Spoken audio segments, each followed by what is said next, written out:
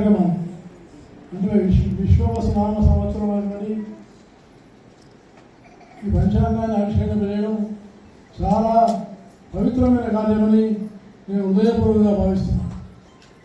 ఎందుకంటే పంచాంగం అనేది ఒక శాస్త్రం. భవిష్యత్తులో జరగబోయే అనేకమైన విషయాలను తెలియజేసేటువంటి పంచాంగం.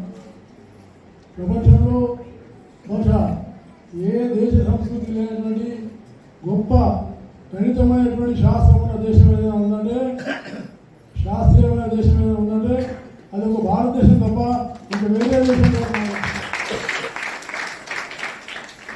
కాలము, స్థితి,